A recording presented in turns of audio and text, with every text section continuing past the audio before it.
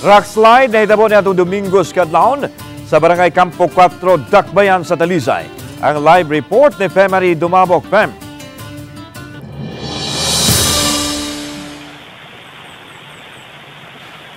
Laan ang maong rock slide nga na sinati ang matud patungod sa sunod-sunod nga mga pag-uwan nga na sinati sa nangaging mga adlaw.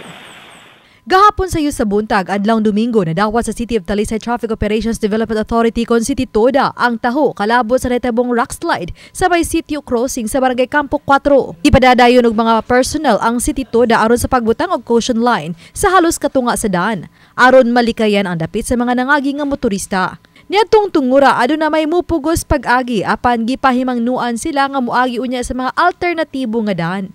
Miabag usab ang barangay disaster team sa Campo 4 pagsiguro nga luwas ang dapit. So immediately amo na gi-cordon ang area, gi-cordon na mo og caution tape, and then naki-coordinate din mi sa mga private contractor nga naa sa palibot, nangayo mi og tabang amo na gi-pascript ang daan mao tong nga na-clear dayon. Kaayo lang sad atong time kay sayo pas buntag menos pang sakinan. So mo nang wa kay sa makapiktar sa dagan sa traffic. So a night before atong adlaw, atong bintaga, perti magkusuga sa awan. Sa pagkaudto, nakuha raw sab dayon ang mga dagkong mga bato nga nakababag sa daan.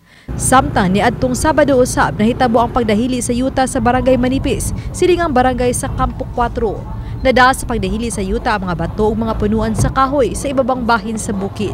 Tungod niini usa ka lane na lang ang mamahimong maagian sa mga motorista nga gikan og padung sa Dakbayan sa Toledo. Nahawanan ra hinuon dayon sa kontraktor nga nagtrabaho sa dapit. Sa kuha nga video sa netizen nga si Joan Cotanda, makita ang may ubang bahin sa Manipis Road na itabo usab ang ginagmay nga pagdahili sa yuta. Pipila na ka mga adlaw nga naa panahon sa hapon hangtod sa gabi naikusog sa kay mga uwan.